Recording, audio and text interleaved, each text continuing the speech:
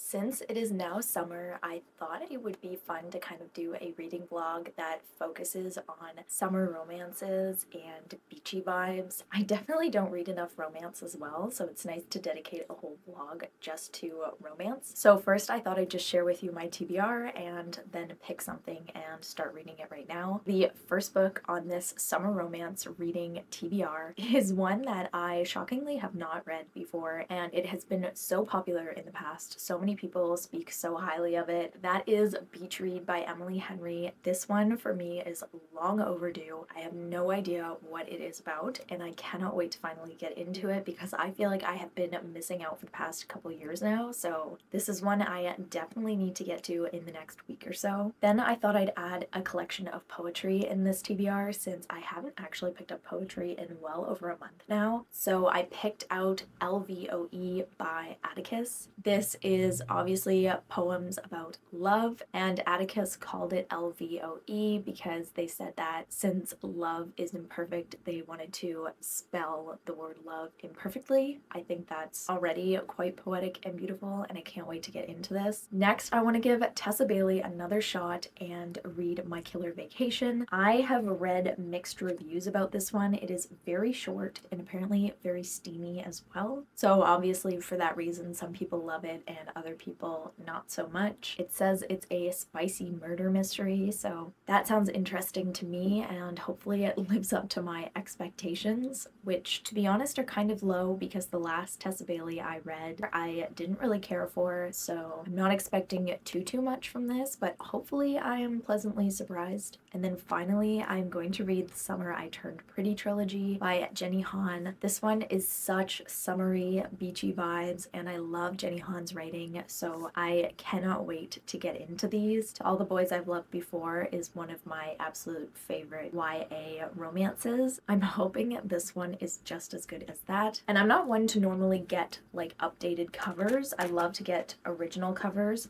if I can, but the updated ones for this are just so beautiful. Also, if you heard that weird noise, the books were kind of stuck together. It's fine, there's no damage, thankfully.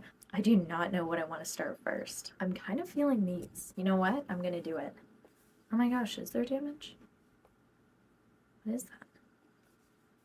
Something just came off the book. I am going to start with The Summer I Turned Pretty. This is just calling to me right now. It looks like a lot of fun, and I've been meaning to read this one for like 3 summers now, so it is about damn time.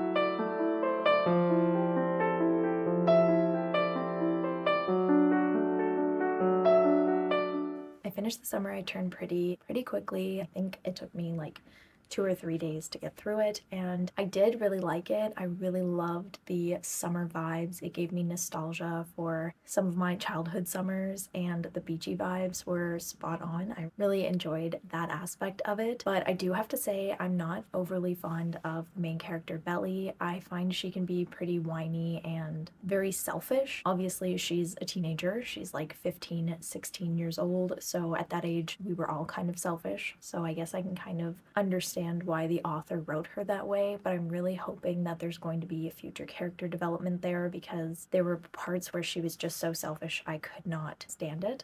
I also kind of find the love triangle in this is a little bit cringy, seeing as it involves Belly and two boys that are brothers. I find that a little uncomfortable. I don't think I myself would want to be in a situation like that at all, and it definitely made me cringe a few times. I could not imagine how uncomfortable that would be for all parties involved, so I'll just leave that there. Obviously, I'm not going to spoil anything, but that part of it's just a little weird to me. I did really like the pace of it and the writing style, but I will say it also kind of went too quick and it felt like it was missing something. But overall, I think this is like a 3 stars for me. I didn't 100% hate it, but it's not my all-time favorite book. To me, it doesn't even touch To All the Boys by Jenny Han. I think that one was way better. I definitely could have seen myself liking this a lot more from like the age of 12 to 15 maybe. I think that's probably like the age group that this is meant for, obviously, so I've been kind of trying to keep that in mind as I read them. So now I'm on page 125 of It's Not Summer Without You. I just decided to start it this morning and I actually almost made it halfway already. Like I said, these read really quick. Jenny Han is really good at writing that way. So far with this one, Belly is still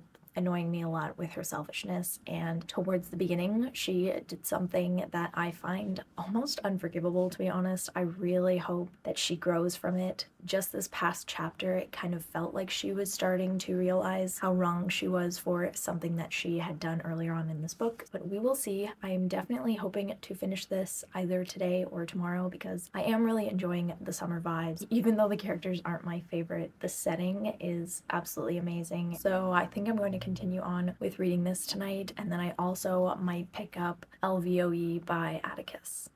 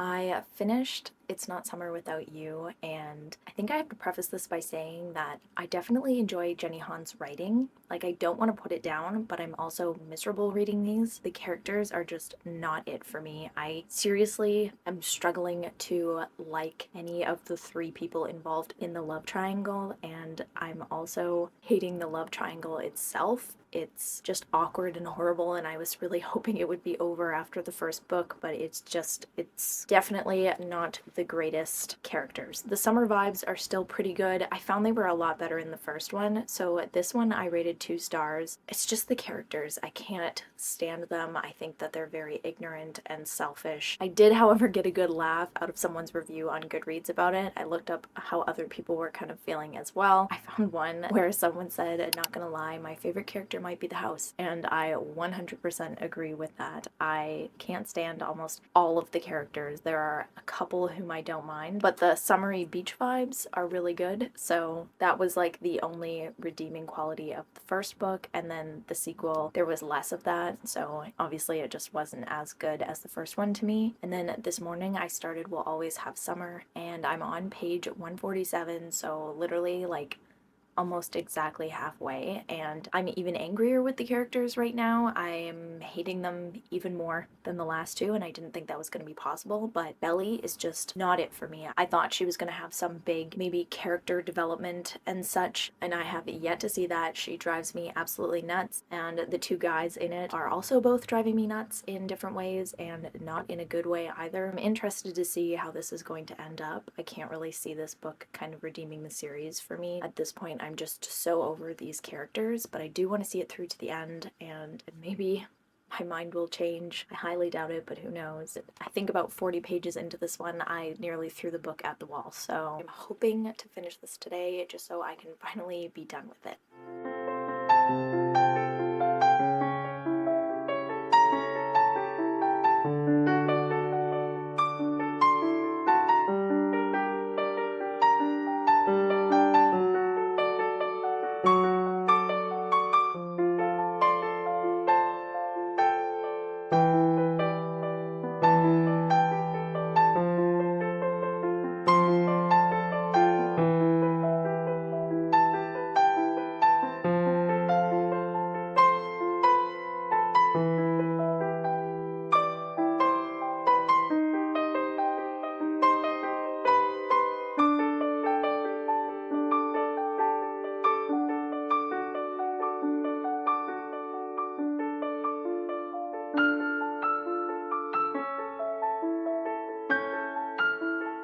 I am at a loss for words with how awkward this book made me feel. I could not imagine being in any of the characters' shoes. I feel like if I experienced any of the love triangle that happened in this book, I would change my name and move to a different country and not tell anyone where I went, because I don't think I could look anyone I know in the eye ever again.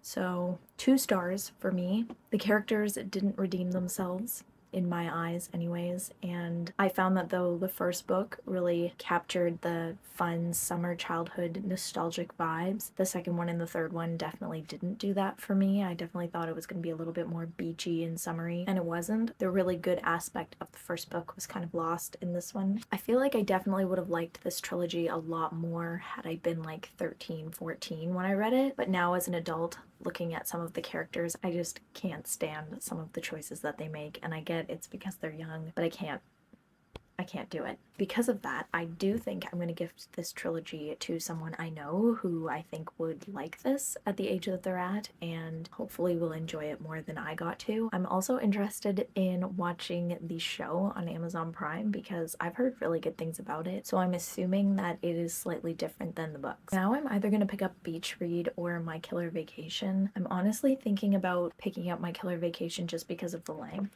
It's nice and short, and I feel like I could just go for a really quick read right now, but I think I'm going to start it a little bit later tonight just so I can kind of get the Summer I Turned Pretty series out of my mind before I start being introduced to new characters, but hopefully this one is going to be good.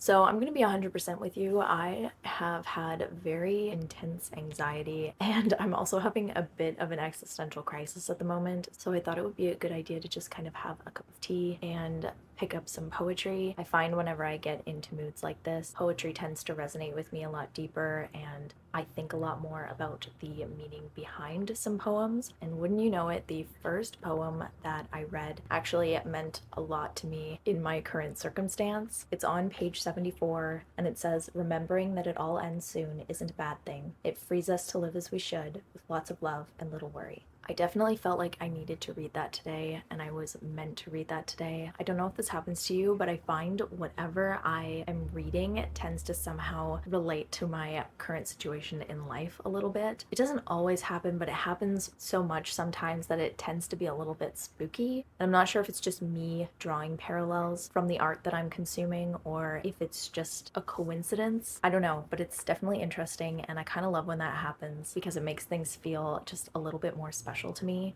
But anyway, I am going to sit here with my tea and continue reading some poetry, and then a little later, I think I'm gonna go outside and enjoy some fresh air and sit in the sun and continue reading My Killer Vacation. This one I'm hoping it gets a little bit better because I'm not entirely loving it so far. I am finding it a little bit on the cringy side, and I have to say this far in, I'm kind of finding the main character's relationship with her brother weird.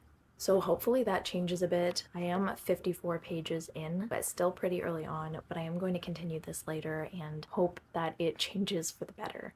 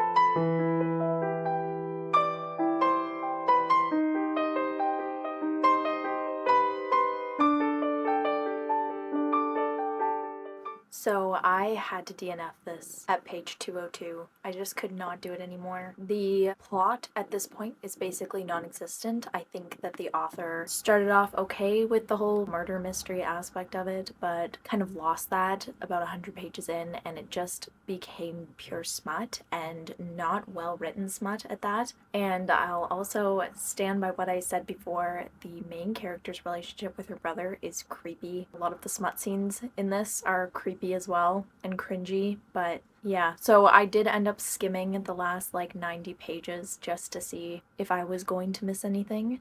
And no, I don't think so. I think the rest is basically just smut, and I don't even know if they solved the murder, but at this point I don't even care enough to know. So I am done with this book. 1 star. I only give 1 star ratings to things that I DNF, and this is definitely one of those books. I did, however, finish LVOE by Atticus yesterday while I was sipping my cup of tea, and this one I really liked. Some of the poems weren't my favorite, but a fair few of them connected pretty deeply with me, and I also loved the little illustrations that went along with this book. I guess they were actually designed by a tattoo artist, and I thought it aided really well in the layout of this book, so I really loved that aspect of it. So this one to me is probably a solid 4 stars, and I definitely in the future will be looking at more poetry collections by Atticus. So now I'm going to finally start Beach Read, and I am praying that this is a 5-star read for me because this has not been the greatest reading vlog for picking 5-star reads apparently. I haven't really loved any of the romance books that I've picked up so far, so everything is riding on this one, and I am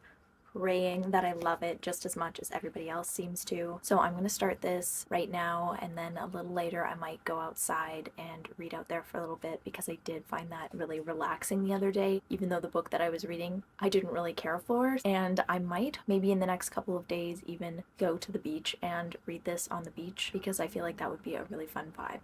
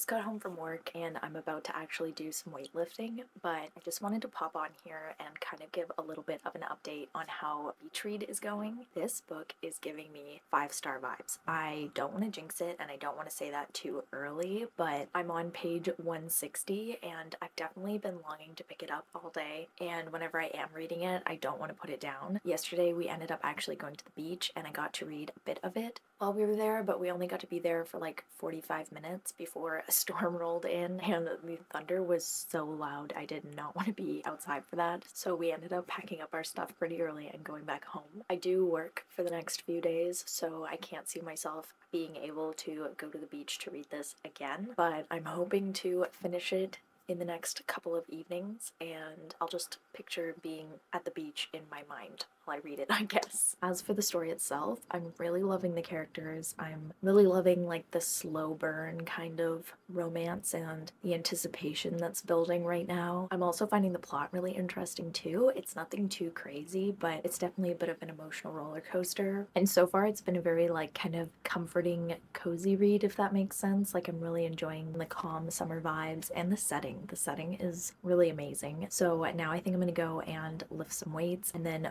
hopefully tonight I'll get to read some more.